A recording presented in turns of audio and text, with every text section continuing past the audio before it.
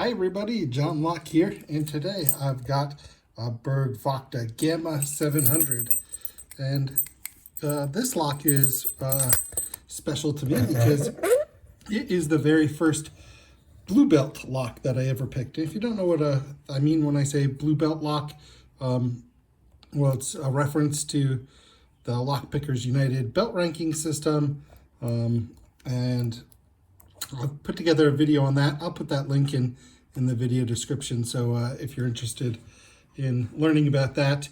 But just short version is that it's a way to kind of progress your skills as a lockpicker, and if you're interested kind of in figuring out what locks to pick, how to get increasing difficulty, it's a pretty good guideline for that. And so my current ranking is blue belt, and this is the first blue belt lock I picked, but I didn't do that on video, at least not a video for YouTube. So I'm using this opportunity to put this on my YouTube channel, and also to talk about a technique called float picking. And float picking is something that, at least on the bitting of this particular lock, is needed. And I've heard other people say that as well about this lock. So I'm sure that it's possible that there's some bitting for this lock where float picking isn't needed, but it's not uncommon for this lock to need float picking. So what is float picking? Well, let me just tell you what I've done so far in the lock. I've just got it to a false set. So that means that our standard pins should all be set, and that we're working with security pins, and this one should have some spools in it. And usually when you're picking spools, you look for the spools, and that's exactly what I'm going to do now. And you can tell when you're on them, because when you try to push them up, you ease up on your tension so it's pretty light, enough to hold the false set in. But now I'm looking for, okay, so now I'm on a pin that is giving me some counter rotation, and I'm pushing up on it, and I get to a point where the counter rotation just stops on this lock. Usually if you keep pushing up, you'll keep getting counter rotation until you can set it. So in this situation, what I'm going to do is what I call it kind of like manual counter rotation. I'm going to keep the pressure constant on my top of the keyway tensioner, but I'm going to gradually increase tension on the bottom of the keyway tensioner now until I get the counter rotation that I need, just to the point where the pin gets set. And once that happens, let me make sure that I'm on it still. Yep. I just want to make sure that I'm perfectly on it. I didn't feel good about where my pick was, so that's the thing on this. I'm going to make sure that I'm perfectly set before I attempt it. Just got some more plug rotation, so okay. So I want to make sure I'm right underneath the pin, that my pick's in the perfect location. That's all important. And I'm going to lift up when I'm certain when I had that, and then I'm going to apply that manual counter rotation by gradually increasing my tension here until I get what I want. And then as soon as it's set, I can release tension on that. I've got constant tension on the top of the keyway, and it should continue to rotate clockwise, and I keep my set.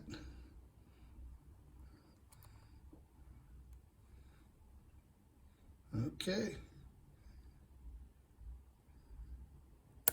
There we go. So you heard the click there. Applying that manual counter rotation, I was able to get the set on that pin, and that's all that I needed to do to set this one. So what's good about this lock in terms of learning float picking is that there's plenty of room for top of the keyway and bottom of the keyway in it. This lock is available here in Germany. It's not super cheap. I think brand new, these things cost 30, 35 euros. I don't know if they're available outside of Germany as easily.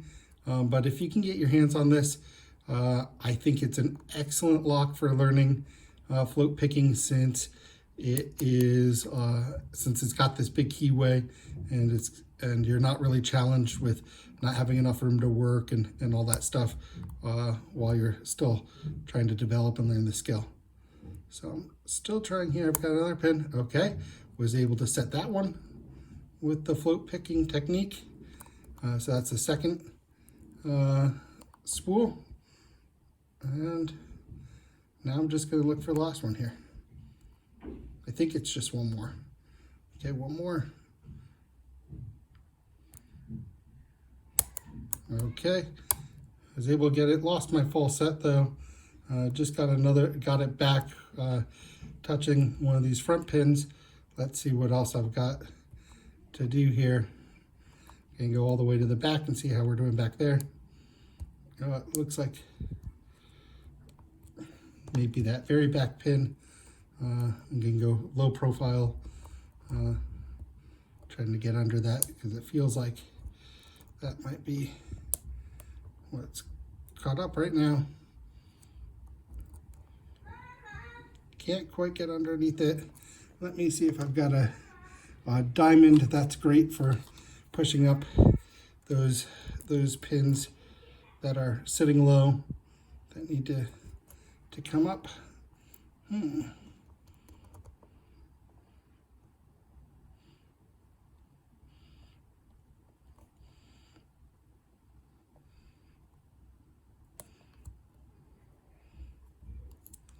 Interesting. I'm not quite sure what's going on back there.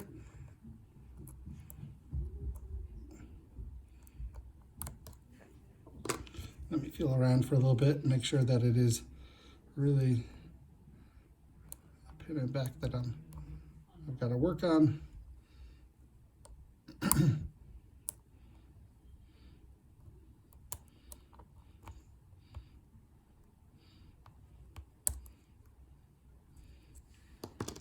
Well, I'm really having a tricky time, but probably just need the right pick to get in there and get the angle I need.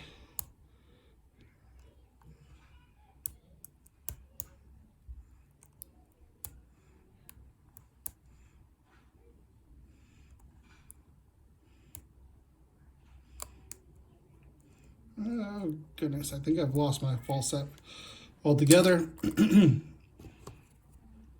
Well, like I said, it's not an easy lock, so okay, there's my false set again. That's good. Let's see what I've got left to do. Feels like some stuff probably fell down that I had already gotten. I'm feeling some counter rotation. Let me get back to this pick.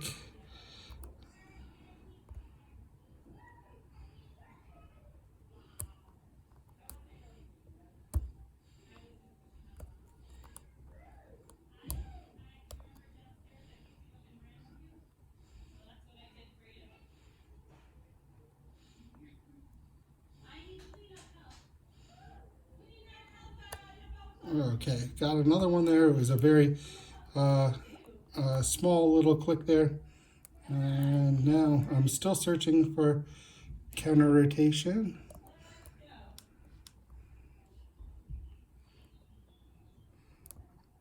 Almost there.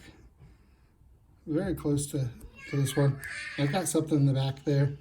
Sorry for the noise, guys. The kids just coming home from school.